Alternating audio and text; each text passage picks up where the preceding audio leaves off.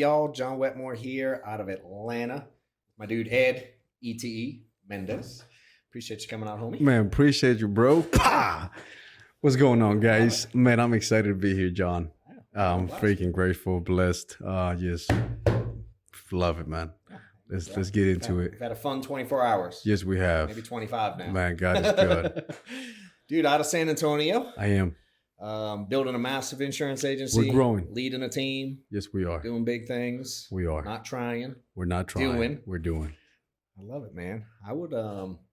I'd love for you to talk a little, make a little intro about yourself, background a little bit. And, you're a sales guy. Right. You were telling me yesterday when we were working out, you got your teeth cut, door-to-door sales. I sure did.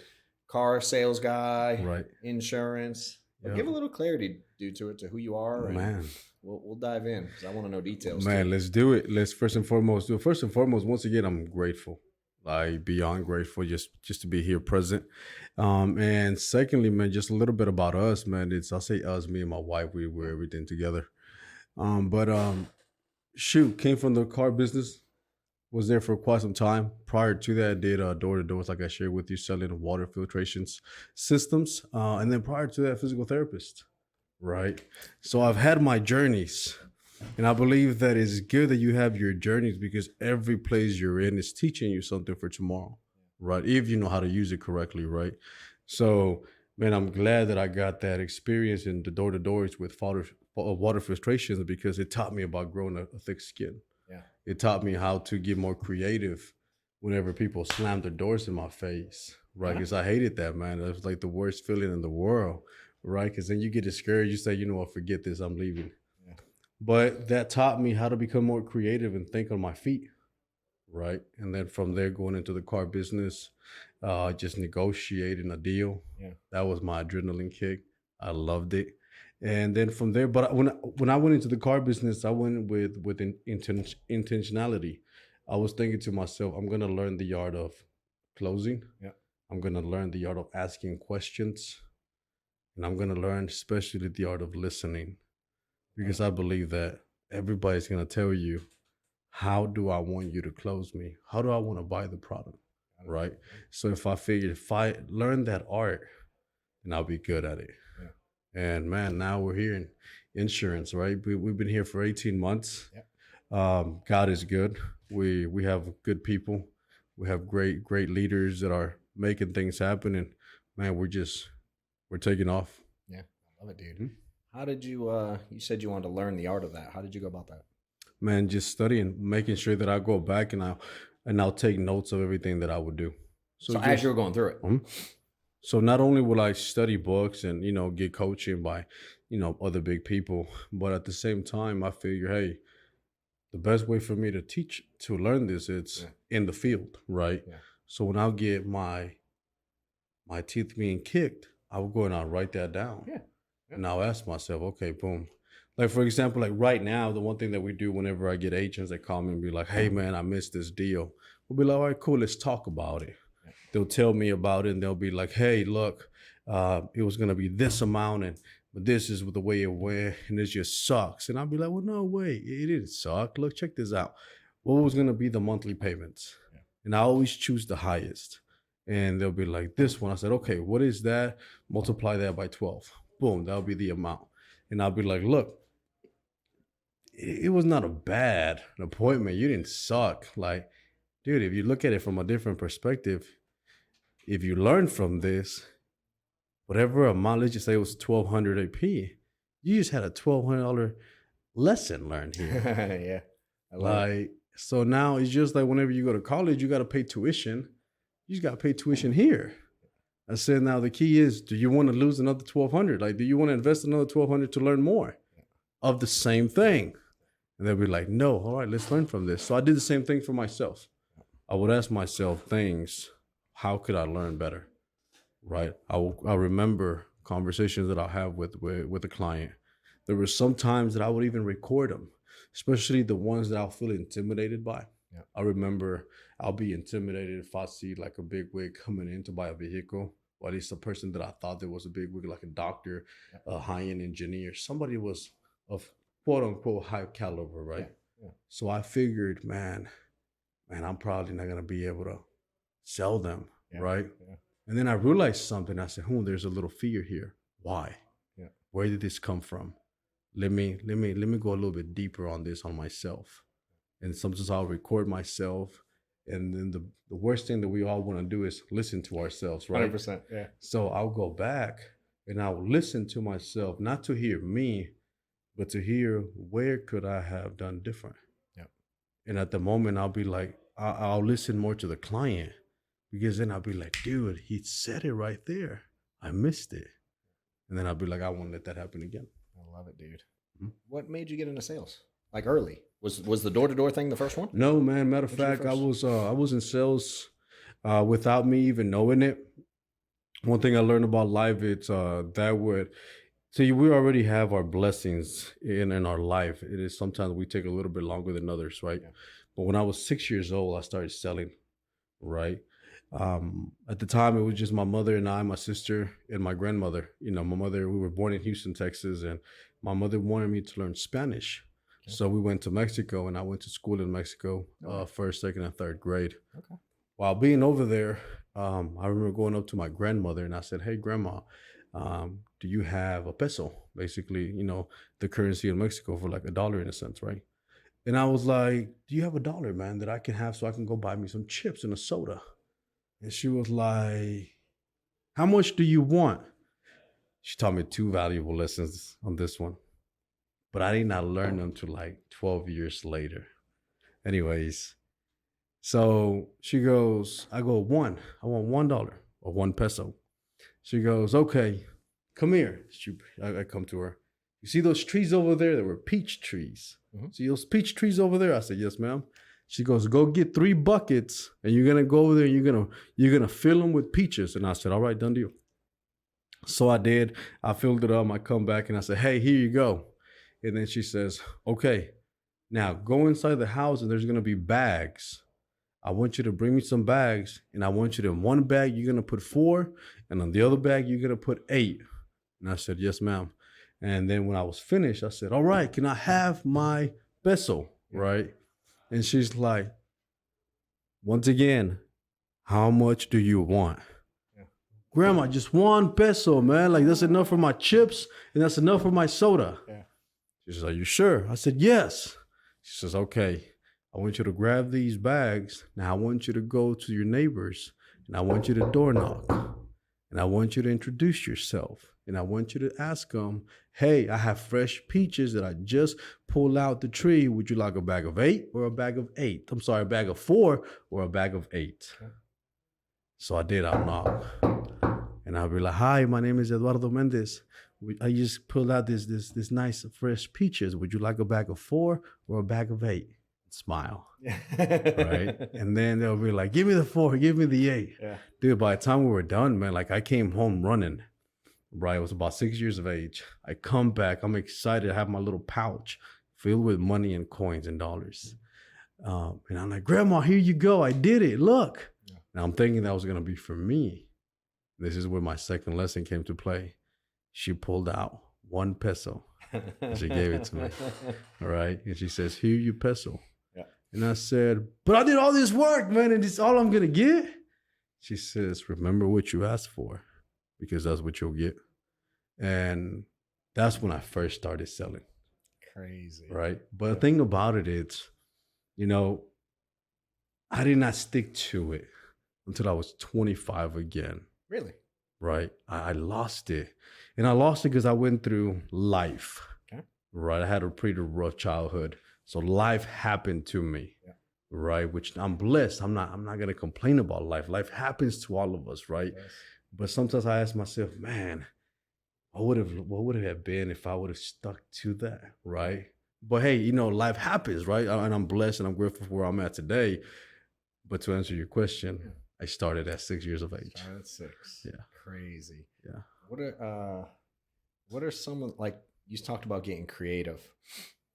What's funny is I'm like I was an accountant before this. Mm-hmm. So I'm like a spreadsheet nerd. Right. So when I first got into this, and I didn't have sales experience, I used to do young stuff when I was a kid too. I think it's funny. I'm finding a lot of people who do well in this industry have little stories like that where they used to try to hustle stuff when they were younger. But I never had like formal sales. when I started first getting objections, I'm a pretty good student of stuff. I would put it in Excel, put the little objections in there. The client said this, here's why I missed it. And I would like study in Excel. And I noticed it was only like a handful of things. As many as I would get, they were all very similar. Exactly. And it allowed me to go back and go like, all right, let me study the psychology of this. Let me study that and come up with ways to be creative, to prevent that versus overcome it. Because I was always trying to overcome stuff. Like when they say this, what do I do? Right. And then someone taught me like, dude, if you say this, they'll never say that. And that was a light bulb for me. Give me some stuff like, for instance, and I'm sure you can relate it to what we do today, but I'm curious, you said you learned some stuff banging on doors back then to be more creative, to not get it slammed in your face. For sure. Give a couple examples, dude. Man, first and foremost, the way I did it afterwards, whenever I started getting slammed in my face, I walked in being nervous. Yeah. Right. So I was nervous. They would open the door and I wouldn't smile. I would just be like, hi, and you can feel it. Yep. You can feel me being nervous, right? So they'll slam the door. So little by little, one thing that I started realizing was I have power in my smile. Okay. Right. Love it. And all I had to do was just utilize what I had. Yep. So the first thing that I would do, I'll smile. Right. The moment they would enter the door, I will smile and I'll greet them. And I'll make sure that I had 30 seconds to impress them some way, somehow. Right. But my biggest thing was I know that my smile was going to be genuine. Yep. And my goal was, how can I make others believe in my smile? So that was my biggest focus, is how can I, even to today, whenever I go and I meet with clients, whether it's an appointment or whether it's a door knock, man, I know that my first 15 seconds, it's my smile. Yep. Do I smile at them, right? Whether I have messed up teeth or not, like my goal is, do I smile at them? Yeah. Right. Now, of course, if you're an adult, I think that you should take care of your smile, right? Yeah. But that is my biggest approach, John. It's taking care. It's my smile. I think that, a smile has more. It gives out more energy than me trying to get creative in any type of word. And it's simple. Yes, sir. Disarms them. Boom. And lets you just be you. Right. Yeah. It's funny. It's like I'm a little nervous around dogs personally. Because I don't know how to read them. I can't figure out if they like me or not. And I know you go, look at their tail, it's wagging. I can't figure it out, and I get a little nervous, which I learned makes it worse, because then it makes them, because they feel me being nervous. Right. They can feel it. And I learned that, dude, we're all the same. And it's like a lot of agents come to me now and they're talking about like, well, I got to learn how to read people. I don't understand how to do it. I'm like, if you just pay attention, and I always use a reference. For instance, if not you, because you've gone to Mexico, but if I take a bunch of people who don't speak Spanish in any way, whatever it is, don't speak the language, right? Yeah, it is what it is. We go down there to any culture, any language, anywhere. If we don't speak the same language, dude, I can tell if someone's upset. Right. I can tell if someone's sad. I can tell if someone's happy. I can tell if someone's nervous. I can tell, right? And I'm like, dude, if you just pay attention, we're like given this ability to read people. Right. And I think a lot of people just overcomplicate that process. And it's like, I think it's more just awareness and paying attention than it is coming up with all these creative ways to like. When you're talking about, going to a foreign country, I shared with you, I visited several foreign countries back in 2020 and back in 2018. So I've been to several countries in Asia, from the Philippines to Thailand. I've been to Greece, all these different countries, and I found something that all have in common. They all understand the power of love in your smile. Yeah, all of them do. True. Like you don't have to know their language, but if you go in with an approach of Zig Ziglar said, if you go out looking for friends, you will find very few to none. Yeah. But if you go out being a friend, you'll find many. Yeah. Right. Yeah. So I figured if I was to take that approach, whenever I was traveling and I put it into practice and it worked, I said, dude, why can't it work when people know the language and I can understand the language? All I have to do is smile. Yeah. If I smile at you, now granted, is everybody going to take it? No. Yeah. You have those few that are not, and then you get excited because you're going to be like, okay, you're that few. Yeah. All right, now I'm going to get the good ones, right? Yeah. So, but that's my biggest approach. It's smile at people and just be very direct, right? Especially in our business, right? Yeah. I like to use the analogy of being a doctor. Yeah. I think all of us here have been a doctor. Everybody has been going to the doctor's office, and you sit down, and here comes the nurse, and she takes all your measurements and all your shenanigans, what's wrong with you, and all this jazz, and then she leaves, and then they close the door, and we all, for the most part, probably complain because our appointment was at 3 o'clock and now it's 3:30, and we're like, dude, like, what is the deal, right? And we're in our chairs, we're just like clowning around, slouching, right? But what happens the moment that doctor walks in, regardless if he or she is tall, short, big, skinny, Indian, white, it doesn't matter, right? What happens? You stand up straight, and you're just paying attention, trying to answer everything correctly. He or she is asking you questions, and you're just like, yes, sir, yes, ma'am. Stand up, cough, and you complain about that. No, you don't. Why? Very simple. Because of the coat, the white coat, the badge. You like you see them as an authority figure. You don't question them, right? So then I figured, like, dude, I took the time to study this exam and study insurance. I meet with a lot of people. I'm the professional. Why whenever I show up to a client's house, I should walk in and I should frame the whole process, even from the phone, I should frame it. I'm the professional. I'm there to add value and serve you. And I'm going to make sure that I guide you. But see, I believe that a lot of us from the beginning, when we start, we don't take that approach. We take the approach as a person that works at Subway, right? Yeah.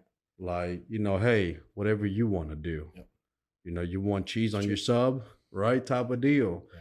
Hey, I want to think about it. Oh, okay. I'll call you. You're handing control over right. there.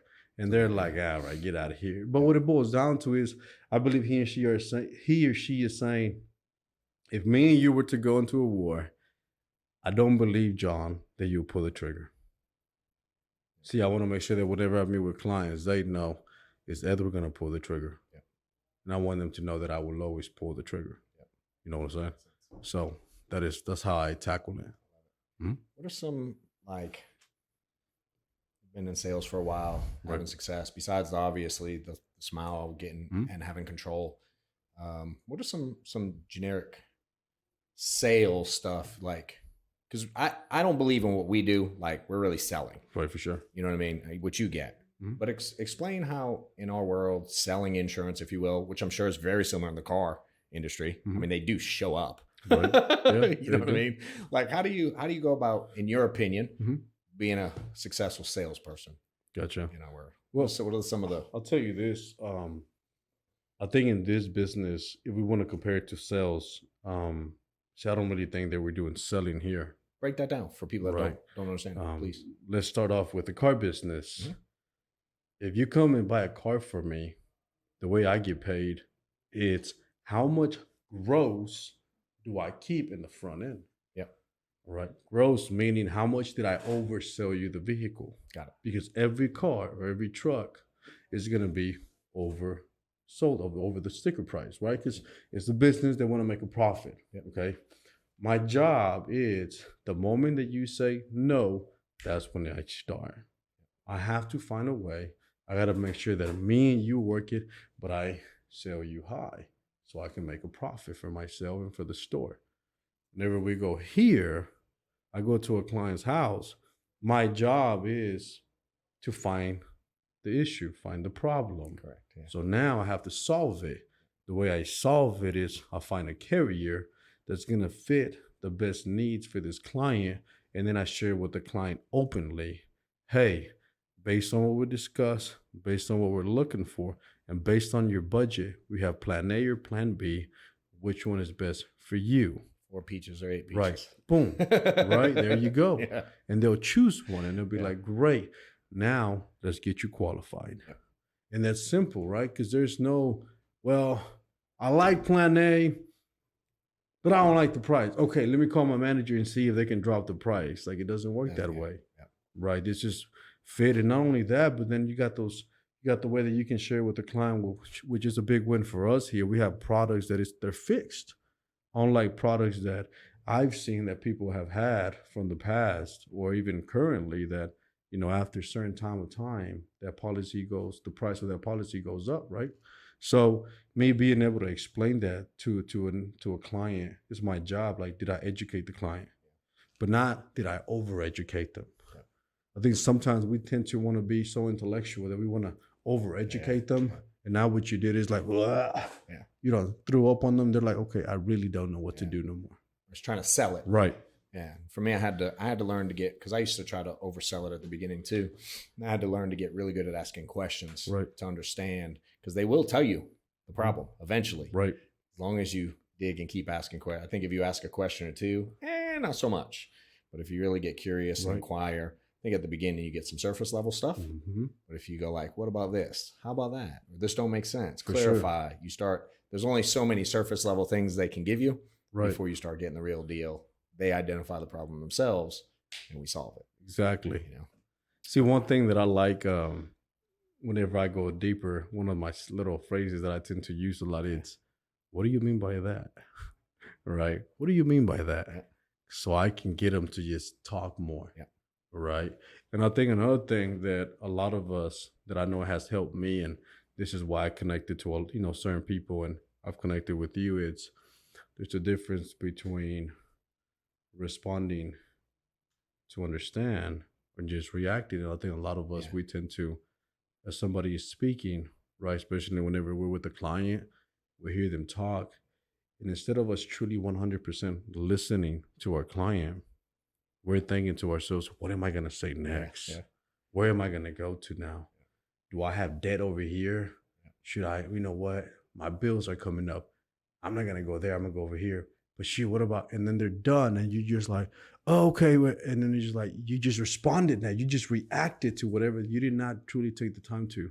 So what I do is whenever I talk to a client, once they stop, I smile at them, we take a pause, and then I'll act again. And at first it was uncomfortable because they were not used to that. They were used to somebody, the moment that they were done talking, boom. And I was just more like, boom, slowly. But I was able to have a better connection with the client. And then at the end, that allowed me to receive more referrals from the client because I made it very different for them. It's an experience, man. That's what we are looking for, is an experience, right? Who's going to give me the best experience? Yeah. Right? So that's my job. Yeah. Speaking of experiences, we're going to go totally sideways here. Cool, let's roll. Because you got me curious. In the 24 hours we've been hanging together, I've heard some cool experiences. Mm-hmm. What's your favorite one ever? What is my favorite experience? Yeah. Talking about like anything. Just wide open, dude. Man, my favorite experience has been the day that I knew my wife was my wife. Okay. So I prayed for my wife, Stacy, for many years. So whenever I came to Christ, I basically told myself that I was going to become celibate and just be focused on making sure that I knew who I was and that I'll prepare myself to be a good man, right? And in the time frame, I will pray for my wife. And then 5 years down the line, my wife came, right? And then one time I asked her, she was baptized. She said no. Down the line, I baptized my wife. And the moment that I baptized her, when she came out of the water, that's when he said to me, she wasn't even my wife yet, right? Okay. She was just my friend still. No way. Okay. And the Lord said to me, this is the one that I set aside for. He shared with me in a thought. And then we took a picture. In the picture, you have like the rays, like the sun of the rays just on her. And at that moment, I knew that was going to be my wife. And that was to me the best experience of all. I love it. And I have a lot of experiences, man, like a lot, like my kids, you told me some traveling, cool ones. Like, dude, but that is one. And I think another best experience that I can share with you, it's this is probably my second, probably my third, because then you have the day that I met Christ. But I think this other second that I think is that I know that it could be valuable to people is the day that I was able to forgive my stepfather. Clarify. So he abused me pretty bad. So like I mentioned, if I would have continued when I was 6 to do sales, see, to do sales, you have to have confidence. If you don't have no confidence, then you can't do this business. See, I don't believe that this business is a sales business. I believe this is a confidence business. Yep. Because you buy from people that you like and trust, For sure. right? If you come into my house, and I'm sure if somebody comes into your house, John, and they don't look like they got it together, I don't know about you, but I know I'm not buying from them. You got to go. Like, you're a nice guy, nice girl, good try. I like your presentation. I gave you a shot, but I just don't trust you. No disrespect. I just can't trust you. You're not ready yet for me. So I grew up with my mother showed me so much unconditional love, and my grandmother showed me love, but with tough love, so I can be a tough boy. Yep. Right? But then I met my stepdad, and he broke me. Got it. So he abused me in every type of form that you can think of, and I went through hell. So that's whenever I didn't believe in God no more, because I was like, dude, you got a grown adult. Yep. You got a little 7-year-old boy. He has to go through all this. Like, that's just, it's not possible, right? Yep. But when I was 24 years of age, I was able to call him and I said, I forgive you. Like, I 100% forgive you. Okay. I love you, dude. I forgive you. I won't let my kids around you, right? But we don't have to have a relationship, but I forgive you. And I forgave him from the heart. Yeah. So if I was to see him, I'll be able to say hi. Yeah. I forgive him. Like, I have truly 100% forgave him. And you know what happened? The moment that I truly forgave him, I forgave myself. I forgave me. And at that moment, I discovered more about me, and I discovered another art, and that is the art of forgiving. And when you forgive, we all have heard it. Yeah. We all have heard forgive. And it's just like if you had a big sack of weights, that you're dragging around, the moment that you forgive, it goes away. We all have heard that, and it sounds freaking cool. Yeah. We'll post it, we'll tag it, we'll find a quote and we post it. But how many times do we really have people that have hurt us, or you have hurt and you have said, hey, I forgive you? Yeah. Very few. And a lot of us, we know these things, but we just don't do it for some odd reason. Jim Rohn said, mysteries of the mind. And it truly is. So I think that has to be one of the highest experiences for me, because when I was able to forgive him, it allowed me to show love to myself and show love to other people. I love it, dude. Right. I love it. Made you who you are. Most definitely. Talk about this ETE, the brand. Oh man, I want to. How did it start, dude? Talk about intro it however you want, but I want to know how it started. How did you it want to intro it, because they don't know what the hell I'm talking about. So ETE, man. But first and foremost, the way I do my introduction with ETE is, hey, what's going on, guys? This is your boy ETE, and that is expect the extraordinary, ever the encourager, Mr. Colgate Smile himself. I love it. And bottom line is, ETE is not me, right? Yeah. ETE is really you. ETE is her. ETE is everybody. Yeah. Right. It's like 10X. 10X is not Grant Cardone. Yep. 10X is everything and everybody. Yep. Right. Expecting the extraordinary out of yourself, out of your life, out of God, out of your day. And most importantly, expecting to deliver extraordinary is something that we should all live by. Just imagine, how would it look like if in everything that you do, you gave extraordinary value? And what does that mean? Does it mean that you have to be like a wow? But dude, it could be a freaking smile, a genuine, real smile. Yeah. Hey, I forgive you genuinely, and never bring it up again. How many times have you heard people say, I forgive you, but then they'll bring it up? Remember, bro, you say you forgave me for that, jazz. Dude, I do that. I struggle with that, bro. Okay, Some days. Don't do it no more. But it started back in 2015. So when I first started in the car sales, I was still training. So I was doing like personal training. Okay. And I had one of my friends, and Lucy, and I was helping her and other people, but she's the one that really gave me the thought. Because at the time, my IG said e-motivates, because I thought that's what it was. E-motivates. Yeah. I had started my journey in self-development, read the books. So then I figured, okay, this is what I want to do. So e-motivates. So one day I told her, man, that my dream was to be one of the best motivational speakers out there. Right. That was my dream. I still listen to this day. Okay. Then one day she said to me, E, you're not a motivator, dude. And it crushed me, because I was just like, dude, what do you like? That's what I'm building myself to be, right? Yeah.